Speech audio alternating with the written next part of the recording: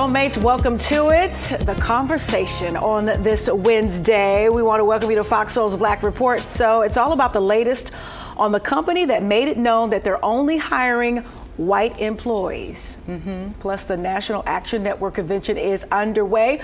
We'll have a special message from the Reverend Al Sharpton for this year's event. I'm Courtney Hicks. And I'm Nicordelai Corte. Plus, the hot water Amazon is in for labeling some companies as black owned, and they're not.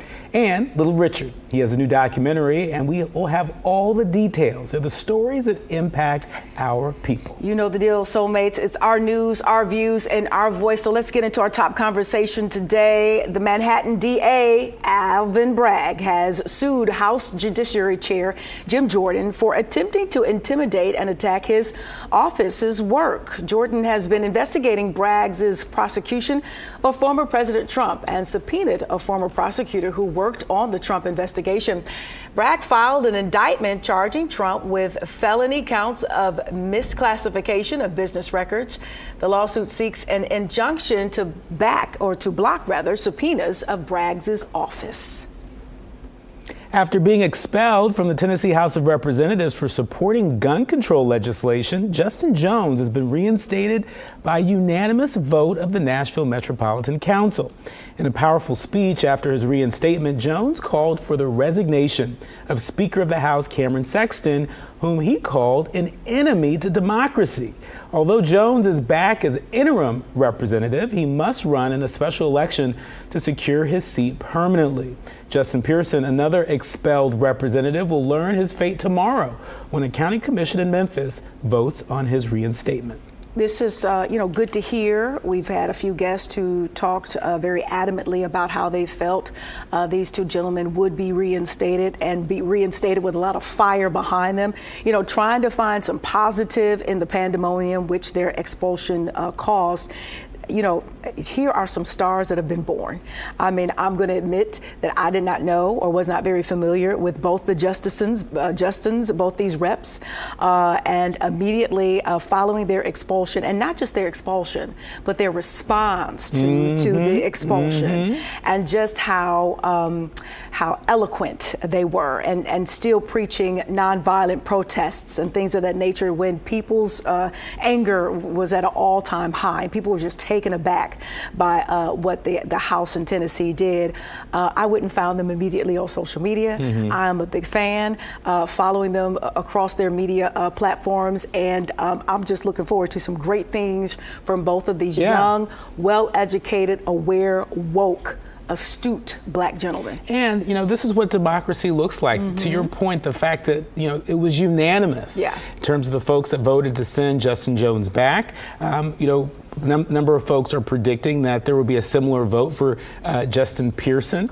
But there's been calls for Speaker Sexton to step down. And I think part of that is powered by the fact that there are so many people, at least according to the polls, that believe that this move was really anti-democratic, that it was strictly a power grab, and racially motivated.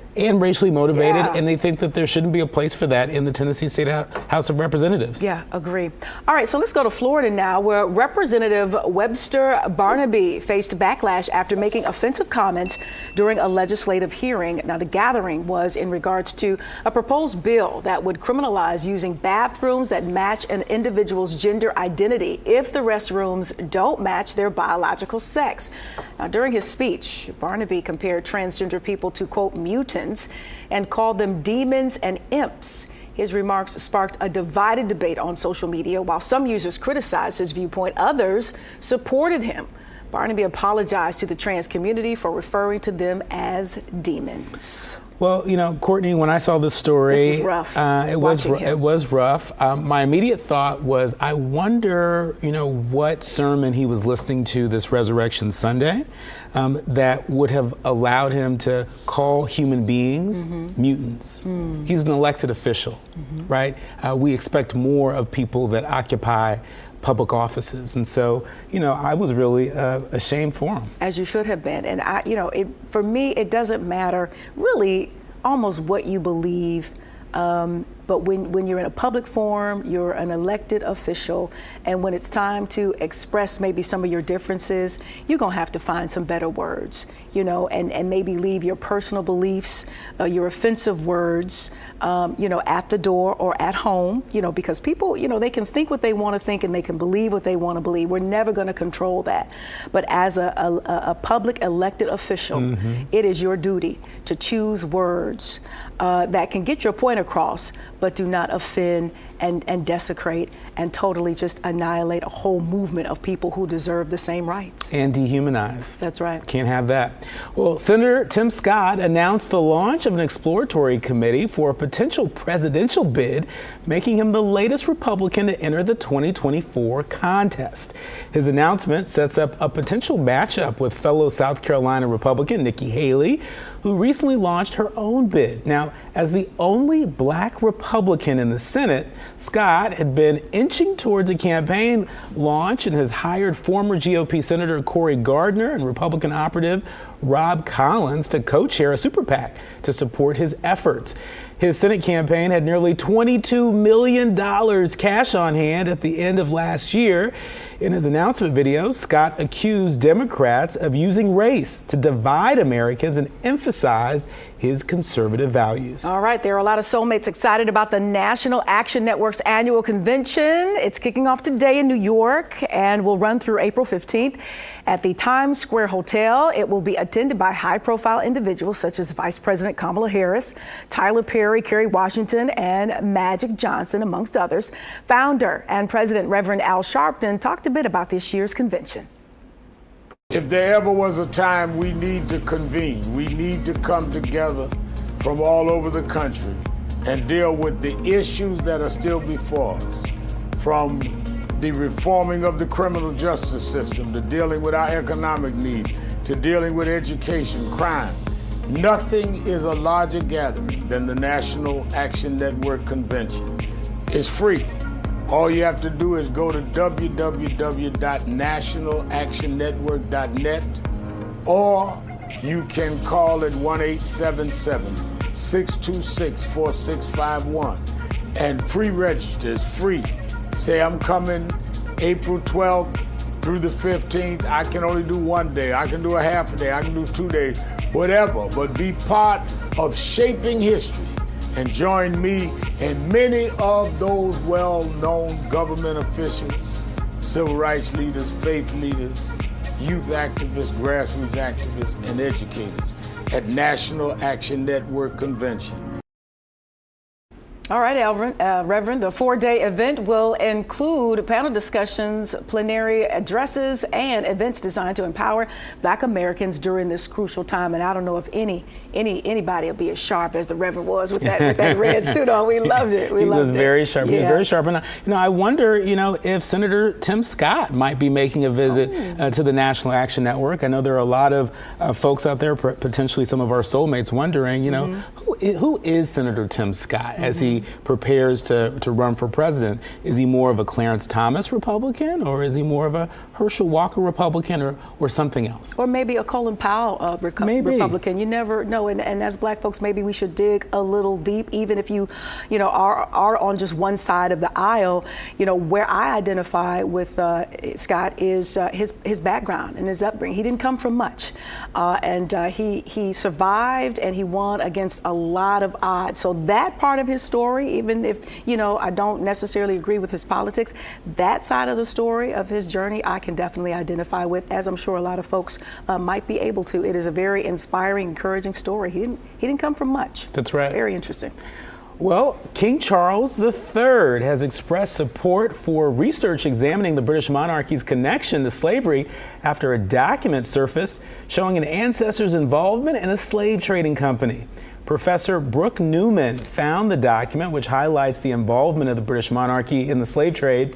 The publication of the document has added impetus to calls for the royal family to thoroughly investigate their historical links to the transatlantic slavery.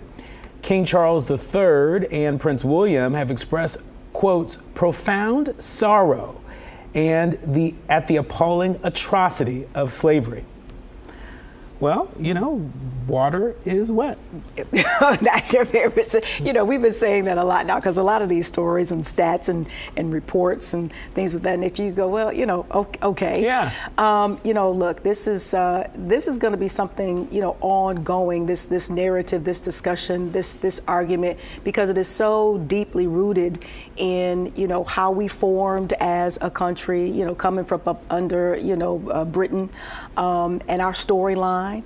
And even as we take a look at this man being crowned, and just the separation that's happening with his family and parts of his family, namely Harry, somewhat, in my opinion, owning up to the history of his family and how damaging that history has been, but he's still a part of it. I believe he's accepted an invite to be next to his dad as his dad is crowned. So I don't know if you can ever really sort it out and get to the bottom of it and come up with some sort of resolution or understanding, because it is just so divisive, and it's just so, for me, it's based in just evil, pure evil. Yeah, but you know what? There are a lot of evil things that have been done in the past. There are other communities that have received reparations. There has been efforts to address the harm done. And so, I think it's one thing to say, we feel, a deep sense of sorrow about the involvement of our family in the transatlantic slave trade. I think at this point in 2023, people want to know, what are you going to do about it? Yeah. All right. Coming up, Amazon is in hot water with Black shoppers. That's right. We'll tell you the decision that was made by the company that many are calling misleading and false advertising. We'll be right back. This is Fox Soul's Black Report.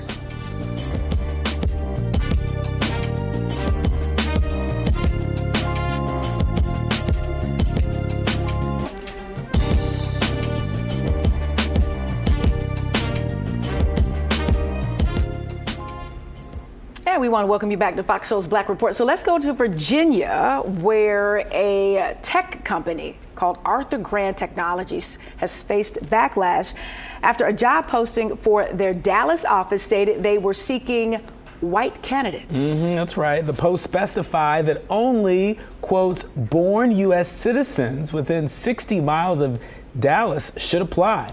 The company has apologized, stating that they do not condone discrimination based on race, color, or religion. Okay, but social media users criticized the apology as, quote, damage control, but applauded the junior employee who posted the job requirement for calling out the company's racism.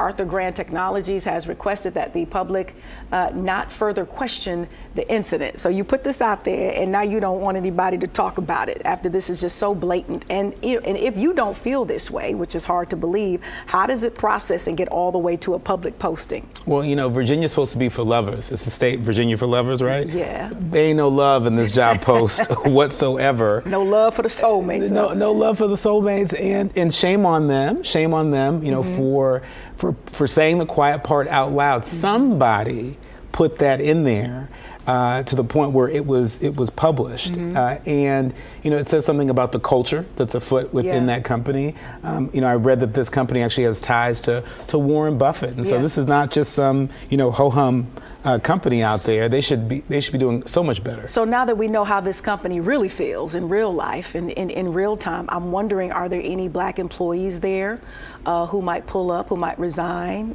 quit, or by way of rebuttal, maybe find themselves without a job?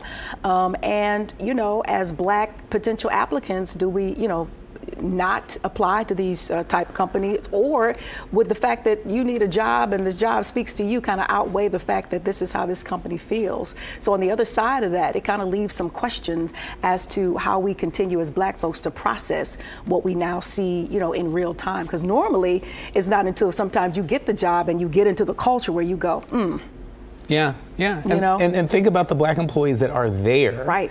And how that would make them feel, right? It may confirm what a lot of them may feel day to day. Well, Amazon is facing criticism after a report from the information found that the company gave small business and black-owned business badges to companies that did not meet the criteria. Now, the company claims that the small business badge is for U.S. companies with fewer than 100 employees and bringing in less than $50 million in revenue. But multinational corporations with thousands of employees receive the badge. Similarly, non-Black sellers receive the Black-owned business badge. Amazon has removed some badges after being confronted, but not all. Some sellers are calling on Amazon to resolve the issue and stay true to its commitment to amplify small and Black-owned businesses. You see, this got me choked up here. Excuse me for that. Listen, again, going back to the previous story. Where is the overseer? Where are the people who are responsible for, giving these badges out and not properly going through the criteria? And what is the point to have programs like this in place and then there's no checks and balances? And so, shame on Amazon. And it sounds like it's a quick fix.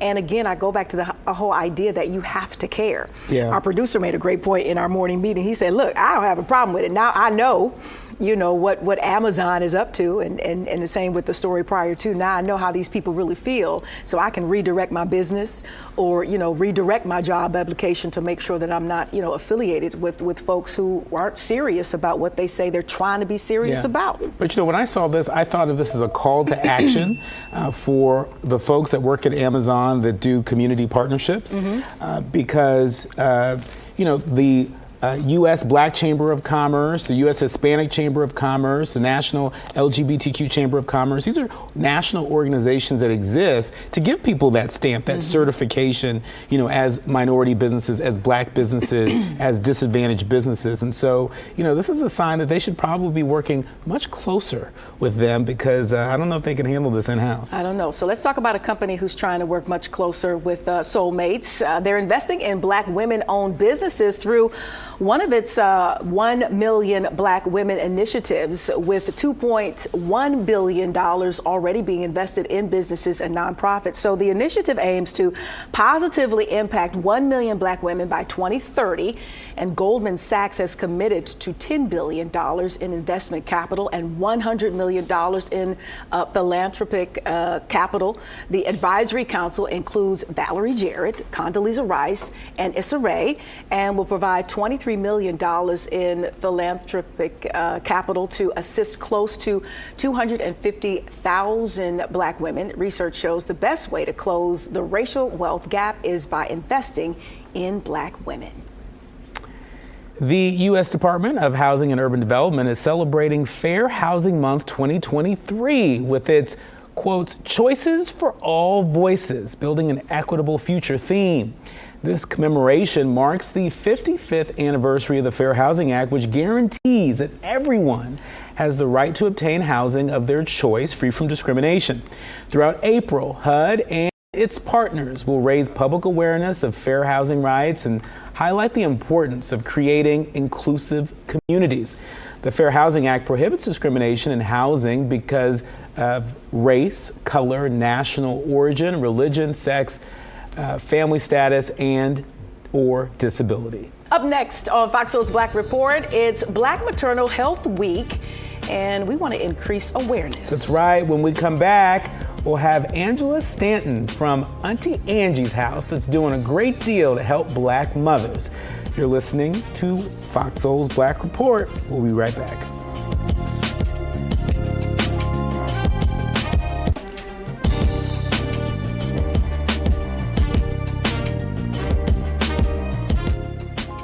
Welcome back to FOXSOUL's Black Report. Today we'll be discussing the Black maternal health crisis, which affects Black women at disproportionate rates. Recent studies have shown that systemic and institutional barriers make it very hard for Black women to get high quality care before and after giving birth. Joining us today is Angela Stanton King, the founder of Auntie Angie's House, with an inspiring story of perseverance and hope. We want to welcome you to the Black Report. Thanks for joining us today. Thank you guys so much for having me on the show to discuss this very important topic. Indeed. Absolutely, absolutely. So tell us about Auntie Angie's House. Tell us all about it the name. and the inspiration behind it. Well, you know, for about the past 15 years, I have been what some would call pro-life, and God has used me to encourage mothers to make the choice of life in 71 babies. And then with the overturning of Roe v. Wade, we often get criticized and say, you know, pro-lifers, they don't care about the baby after it's born. They only want the mother to go through the pregnancy. And I said, you know what? Here's a way that I can show that I care. In addition to the overturning of Roe v. Wade, we began hearing about the Black maternal health crisis and how Black women are 3 times likely to die compared to white women when giving birth to their children. So I started looking at the numbers and I said, wow, you know, something isn't right. We have to do something about this. If the mother is dying giving birth and then abortion is taking place on the other end, what does that mean for Black life? So Auntie Angie's House is a pregnancy home for women facing an unplanned pregnancy that are in crises and need. We take them in when they're pregnant, even if they have other children. They can live in our program for up to 18 months where we will train them, make sure that they meet all of their educational needs, give them all the resources that they need to transition them back over into society. It just makes me think about my own story because, you know, there are times when some women just need a little bit of help. Yeah, indeed. As you know, we already mentioned the Black maternal health crisis is a significant issue that disproportionately affects Black women. Briefly talk about some of the root causes, in your opinion, of this crisis. Well, to me, honestly, it's just not access to great health care. I mean, because when you think about it, birth is a natural thing. I mean, when I think about my grandmother, she gave birth to my mother and my 9 aunts and uncles, and she wasn't in the hospital. Birth has been a natural thing since the beginning of time. And when they say, you know, Black women are dying 3 times likely compared to white women, that's almost like saying, you know, all Black horses are dying or all Black cats are dying. It just doesn't make any sense. So I think that we need to get back to the more natural ways of birthing, where we're reducing the chance of having to have a C-section. We're reducing the risk of medical interference with our newborns. It's just time for us to take back our control and take back our power. And speaking of some of these natural ways of giving birth to reduce the risk of complications and improve the overall health of women, you know, and we've heard, you know, a number of stories in the headlines. You know, Erykah Badu, for example, is a doula, and I think she helped, was it SZA? I believe so. Summer Walker. She helped Summer Walker, you know, deliver recently. Talk to us about some of these natural methods of giving birth and some of the benefits and how popular they are with some of the folks that you're working with. You know, one of the most important things that I would like to point out is that you get to choose your own birthing position. I went in the hospital, I gave birth to 5 children, and you'll notice oftentimes we're in the hospital and we're giving birth, we're laying on our backs and we're going against gravity. One of the benefits of birthing at home is being able to choose your own birthing position, also being able to have more bonding time with your newborn. In addition to that, we lower the risk of medical intervention. We see so many times that we give birth to these healthy babies, and next thing you know, they take them from us. They're gone for 3 or 4 hours. They come back a week later, we're hearing something happened. We need to get back to the natural ways of giving birth to our children. And it's also a less chance for infection or sickness when there is a natural birth at home. And again, C-sections. We know that C-sections are also contributing to the Black maternal health crisis because you have a lot of women that are hemorrhaging and then are bleeding out. I think the best thing that we can do as a community is to get back to the natural way of just about everything, not only birthing. Yeah, but and we bring it up, the conversation about doulas, and there has been a big debate. There are a lot of, you know, hospitals who are now squeezing out and getting rid of doulas. I think they probably see them more so as a threat than as an ally. It might even be about the bottom line. We always know it's about that dollar. Your thoughts on that, about doulas being removed from hospitals? I couldn't agree with you more. It absolutely is about the dollar, because that's another thing that I was going to say. Yeah. If you're having birth at home, you're saving money. You're not running up thousands and thousands of dollars in hospital bills. And we see so many times in the medical industry, just the overreach. I mean, times you go to the doctor and maybe it's just a headache and, oh, you need a CAT scan, you might have cancer. And by the time you got your third appointment, you find out it's nothing because they're running up the bill. This isn't just in pregnancy. This is just about in everything. But the best thing for us to do is to get back to the natural ways of birthing, even breastfeeding. That's some of the things that we encourage over at Auntie Angie's house.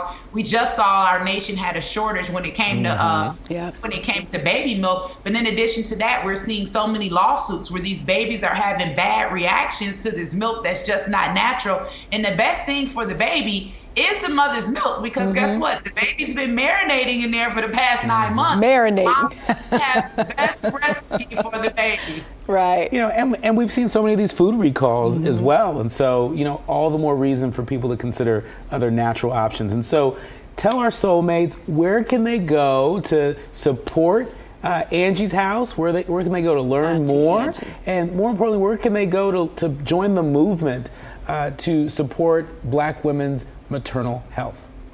Wow, guys, make sure you head over to AuntieAngie'sHouse.com. This is not anything that's political at all. This is just about us coming together as a community and being a hand for people that are facing crises or are in need. You can head over there, find out all of the ways that you can help. Remember, we're hearing so much about this Black maternal health crisis, but nobody is coming up with a solution. This is one of the solutions. We need to see an Auntie Angie's house everywhere. One of the things that I noticed, and I have to be blunt when I say this, in our communities, we get abortion clinics, and in their communities, they get fertility clinics. Let's finally give these young ladies a real choice and get Auntie Angie's house in every community across this nation. Guys, head over to AuntieAngie'sHouse.com, and you guys can also follow us on IG at Auntie Angie's House. Angela Stetton, you are on fire. All right, we now. appreciate you. You are much needed. We thank you for getting into good trouble. You are now an official soulmate. We got to have you back to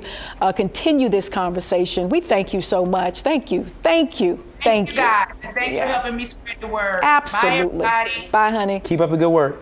The U.S. national emergency to respond to the COVID-19 pandemic has ended. President Joe Biden quietly signed a bipartisan congressional resolution this week to bring it to a close after 3 years. The White House issued a one-line statement Monday saying Biden had signed the measure behind closed doors after having publicly opposed the resolution, but not to the point of issuing a veto. The national emergency response allowed the government to take sweeping steps to respond to the virus and support the country's economic, health, and welfare systems. Some of those emergency measures will now be cut immediately. Mental health stigma is a major issue in the Black community, and we're seeking therapy or counseling is sometimes discouraged despite the challenges. Advocates are working to break down the barriers to accessing mental health care and provide resources and support to those who need it. Yeah, and we have the pleasure of speaking with Kobe Campbell, a licensed trauma therapist, author, wellness advocate, and podcaster. She's releasing her debut book, Why Am I Like This? How to break cycles, heal from trauma, and restore your faith tomorrow. Welcome to the show, Kobe. Thank you so much for having me. So excited to share with you guys. Yeah, it's our pleasure. So can you tell us a little bit about your book and what inspired you to write about healing? Man, you spoke about the stigma of mental health. And, I remember being young and in college, struggling with depression, trying to figure out how my depression integrated with my faith. And I struggled to find a Black therapist. I struggled to find someone who looked like me, who I didn't have to explain my context to. I struggled to find someone who I felt like I could just fully breathe and receive the services from, because it was really stigmatized. And so this book really is about helping people understand that they have trauma and that dealing with their trauma doesn't negate their faith, that dealing with their trauma really can enhance their faith, and their faith can enhance their trauma recovery and their healing process.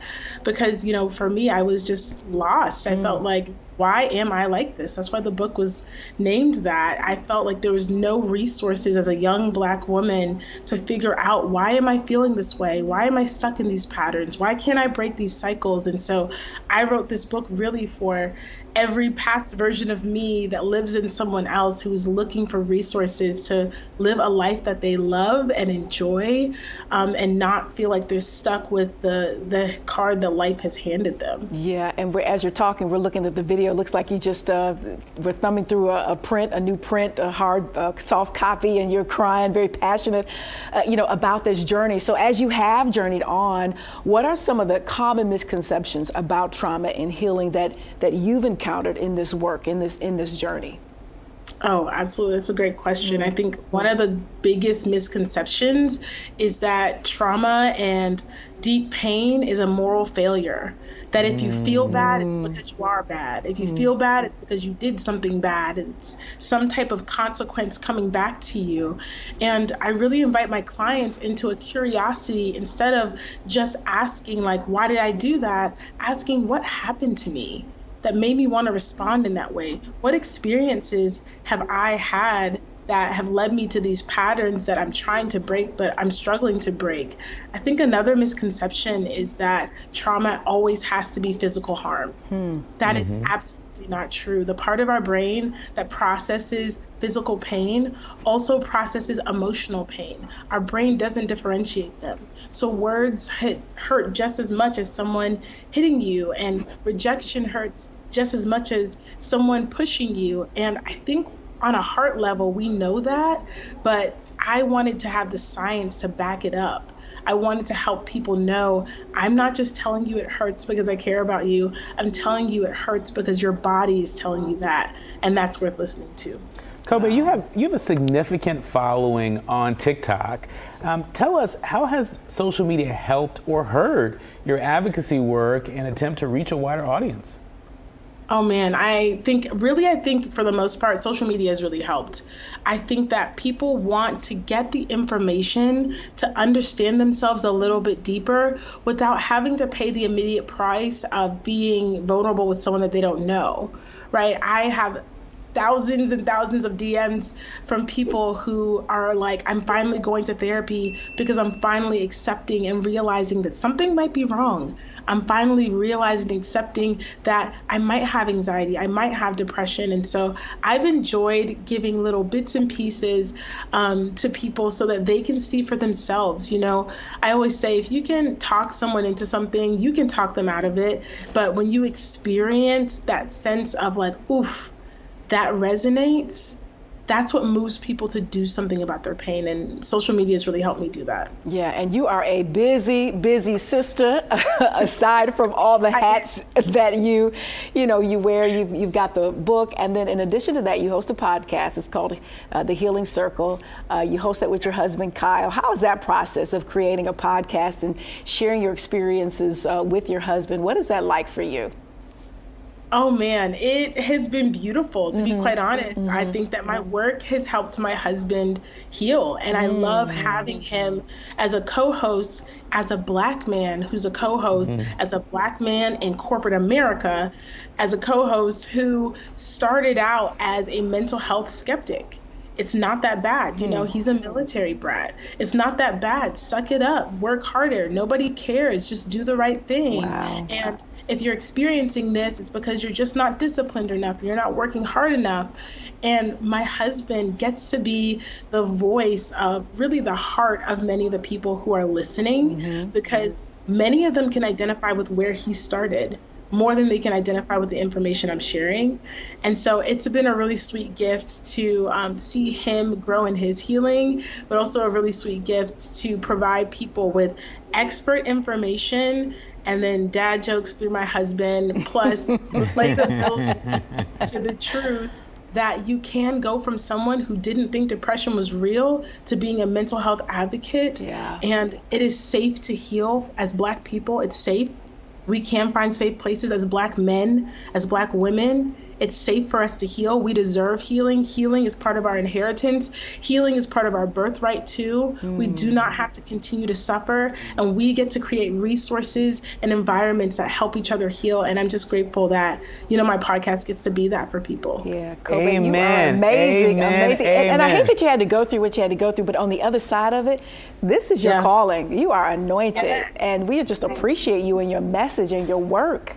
Oh, it's amazing. Yeah, you're really going to help a lot of people with your podcast, with your work, your advocacy. We really thank you. Please come back again to Fox Soul's Black Report. An official soulmate. Anytime. Yes.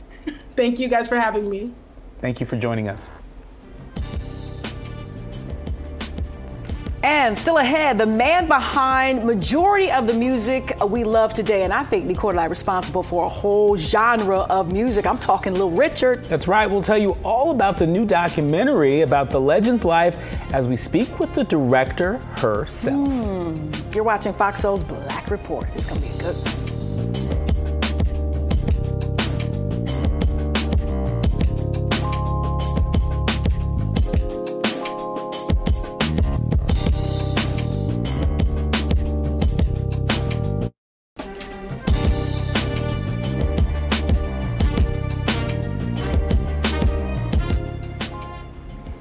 Welcome back to Fox Soul's Black Report. Well, Rihanna hit yet another new career high point this week. Yeah, she has edged out Katy Perry to become the most followed woman on Twitter. With just over 16,000 followers separating them, both women are hot on the heels of the third most followed man on Twitter, who is Justin Bieber, who at press time had 113 million followers. They all pale in comparison to the second most followed man on Twitter. Who that? Former President Barack Hussein Obama, who sits at just under 133 million with, no surprise, chief of Twitter, Elon Musk, sitting atop Twitter mountain with more than 134 million followers. Yeah, and he probably gained a lot of those followers just so they can keep up and see what he was going to do with Twitter, especially Black Twitter, which we know run things when it comes to Twitter. You want all your news information and some humor,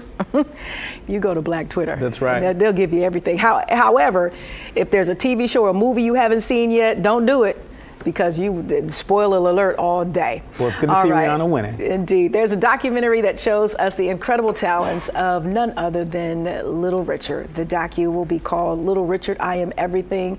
The Tutti Frutti singer became one of the first rock stars to bust onto the scene with the song in 1955. The documentary attempts to put Little Richard's complex legacy as a Black queer man in the 1950s in context. Little Richard, I Am Everything will hit select theaters for one night only this week. That's right. And joining us now is director of Little Richard, I Am Everything, Lisa Cortez. Welcome to Fox Soul's Black Report. Hi, everyone. Hi, Miss Lisa. Hello. Thanks for joining us. Welcome, welcome. Well, Ms. Lisa, tell us, what inspired you to make a documentary about Little Richard and his influence on rock and roll? Well, when Little Richard passed away in May of the 2020, the pandemic, his music was everywhere. It brought me a lot of joy. And then I noticed that so many interesting people were talking about how he influenced him. As a documentarian, I thought, oh, let me check out a documentary on him, and realized that his story had not been told. And the more time I spent researching, I discovered that he gave us so much, not just the music, the fashion, the attitude, but he helped to shift the energy of culture. And he needs to be talked about. He needs to get his crown back, and more people need to know about all the ways that he should be elevated. Yes, and he made it very clear that he was not getting his flowers while he was physically with us. And with that in mind, how Miss Lisa, did you navigate, telling the story of Little Richard with this very complex, complicated world that he lived in, while also trying to highlight and celebrate his impact on music history and an entire genre? Well, I started out by giving him the mic. I did a lot of archival research with my team to make certain we could use his voice to narrate his story, to give him that agency that he oftentimes felt was denied to him. But then I also realized that oftentimes Mr. Penniman was not the most reliable narrator. And so I brought in interviews with great folks ranging from Nona Hendrix and Nile Rodgers to Mick Jagger and Tom Jones, the incredible Black and queer scholars, and his friends and family, to be in conversation with some of the statements that Richard gave us through the course of his life. And I just want to pick up on that thread, because you're right, in the film, and it's a great film, I had a chance to watch it, you interview family and musicians and, as you mentioned, Black and queer scholars. But can you speak to the importance of including these perspectives in this documentary, particularly at this point in American history?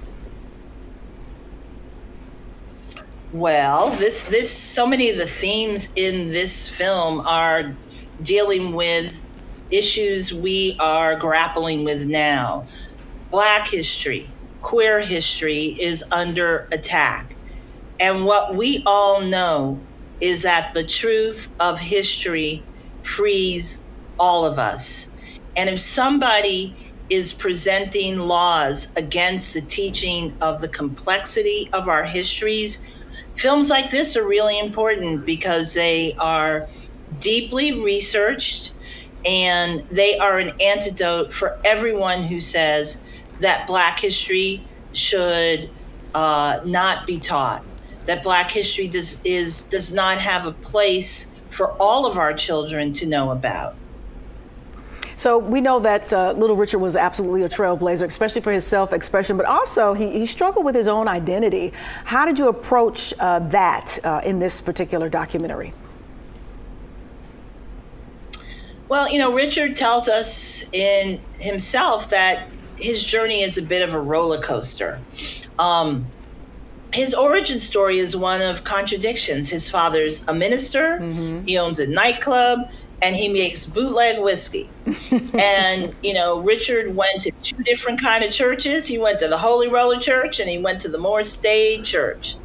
And Richard's on a roller coaster ride for a good portion of his life because it is difficult for him to reconcile his devout relationship with God and on the polar opposite side, his lifestyle as a rock and roll sinner. And so he is literally going back and forth. He's at the top of his fame in the late 50s, and he throws it all away and he goes to Bible college because he wanted to be closer to the study and the ability to deliver the word to other people. But then there are pressures that bring him back into performing rock and roll again. And so, I believe that he contained multitudes, but sometimes people are not able to embrace the complexities they have within. I think in Richard, that's where a lot of the magic came from, which was the complexities. Yeah. Ms. Lisa, the film challenges the whitewashed canon of American pop music. Can you speak to the significance of telling stories like Little Richard's, not just in today's climate, in the United States, but considering what's happening in the world? And before we go, also, please remind us of the release date of the film so our soulmates can know when and where to go check it out. All right. Well, on April 21st, the film will be available theatrically and also on pay-per-view. So like you can buy it on Apple, Google, wherever you go. And you can also go in select cities and have that theatrical experience. And it is a great one to see on the big screen. He has such a beautiful, expressive voice, and he's beautiful to look at too. And the music, you know, is going to bring back a lot of great memories. You know, these stories are important because just as culture elevated Elvis, it erased Richard. And when you are taken out of the narrative, not only are your tremendous contributions, in the case of Richard, left out of the history, but, you know, appropriation and obliteration is something that has happened and continues to happen to Black cultural production. And so I think it is so important to make certain that this erasure be corrected in the case of Little Richard. Of Little Richard. And we want to thank you for putting this together for us to take a look at and to really take that in. Lisa Cortez, the brainchild behind this new documentary featuring Little Richard. We thank you so much for your time, and we'll have to have you back after this thing launches and have more of a discussion on this incredible life. Thank you so much for joining us today. Thank you so much.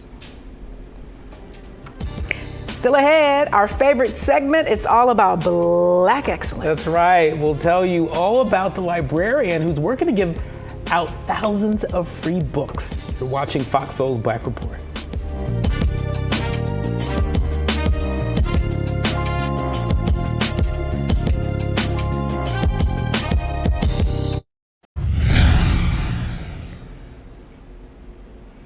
Welcome back to FOXSOUL's Black Report. Baltimore County names its first Black police chief. Although Baltimore is predominantly Black, there has never been any representation leading the way in policing. Yeah, folks are excited about this one. Robert McCullough, that's the name. He replaces former Chief Melissa Hyatt, who you see here. She was the first woman in the position. Now, she was relieved of her duties due to concerns about a hostile work environment, failure to address violent crime, and ill-equipped officers, and her availability was also in question. Now, McCullough returned to the department after a brief retirement in 2021 and will now lead the nation's 21st largest police department, bringing over 35 years of homegrown experience. At a recent press conference, McCullough acknowledged the real and lasting distrust between police and the community, saying every person in Baltimore County deserves to feel safe and know that they're safe in the places where they live, work, and raise their families. All right, best wishes to him. Now we want you to meet the librarian, giving away 1,000 free books to Black kiddos. That's right. Araba Mays is a Mobile librarian from Baltimore who is on a mission to increase access to books in underserved areas. Hi, my name is Araba Mays, and I'm installing free book vending machines in book deserts across Baltimore. The goal is to provide underprivileged children and their families access to high-quality, diverse books. These books are theirs to keep, take home, and start building their in-home libraries. Bring to mind your favorite book as a child. Maybe you remember bonding over a bedtime story or escaping on a faraway adventure during the night of a big storm. Your favorite book probably comforted you, distracted you, healed you, or made you laugh. Every child should have books in their homes to call their own. I'm eliminating book barriers by embedding books back into the community. The plan is to partner with local businesses and county authorities to place free vending machines and bookshelves in high-traffic areas of low literacy communities. Think small businesses like barbershops, laundromats, and everyday spaces like subway stations, bus stops, and the lobbies of hospitals and low-income housing units. We know communities with high illiteracy rates are also high in rates of poverty, poor health, and unemployment, while their literate counterparts are often healthier with high employment rates and incomes. By providing children with the literary resources they need now, we interrupt a cycle of illiteracy that has plagued our communities for decades. As a librarian, I spent years curating books.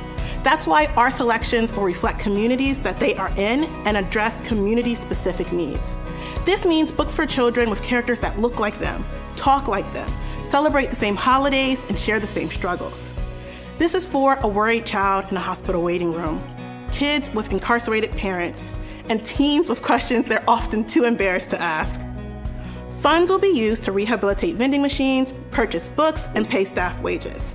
Reading changes lives, from educational outcomes and social mobility to emotional well-being. Increasing book access means improving lives and strengthening communities. So who wants to join me for a reading adventure? An adventure for a child to keep forever. Ooh, amazing. Now, with her book story project, Maze aims to provide books to as many children as possible. Let me tell you, you have a purpose, which is for her to bring literacy and access to children across Baltimore and beyond. And then you have a mission by way of her nonprofit. And, you know, to bring that together, to bless this world and to salt this earth. It all started sitting on a stoop, reading to her 5-year-old niece. Yeah. She noticed other kids around the neighborhood would come, and so it was like a set appointment time, and then she was like, you know what, I want to take this to the streets. And therein lies this mission. I just love the idea of a mobile librarian, and what, especially in a time like this, what an act of resistance. Yeah. Considering how many book bans there are around the country and challenges around us teaching Black history and affirming our Black kids. And so, big salute to her, major salute to her. What an innovative idea, and what an opportune time to do it. So now let's meet a Black mathematician. Is the first to have research displayed in the Library of Congress. Her name is Gloria Ford Gilmer. She's the first Black woman to have research in the manuscript division of the Library of Congress there in DC, which holds around 12,000 total collections. Gilmer made her mark in her hometown of Milwaukee, where she was the first Black math instructor in the public school system and the first Black math instructor at Milwaukee Area Technical College. She was also the first Black to serve on the Board of Governors for the Mathematical Association of America. That's right. From basketball to the geometry of hair braiding. She researched math in everyday culture, intertwining mathematics and civil rights. Gloria Ford Gilmer died in August 2021 at the age of 93. What an amazing life. And what I loved about this story is she intertwined, social and civil rights into mathematics. Beautiful. All right, for the full rundown on today's stories and more, you can access FOXSOUL video on demand of any of our partners, and you can access past shows and other Black-centered content. Don't forget, Soulmates, to download the FOXSOUL app. It is free. That's a good one today. Thanks so much for joining us. We appreciate you. I'm Courtney Hicks. And I'm Nicordelai Corte. On behalf of the entire team here at FOXSOUL's Black Report, stay lifted. And stay safe. We'll see you soon.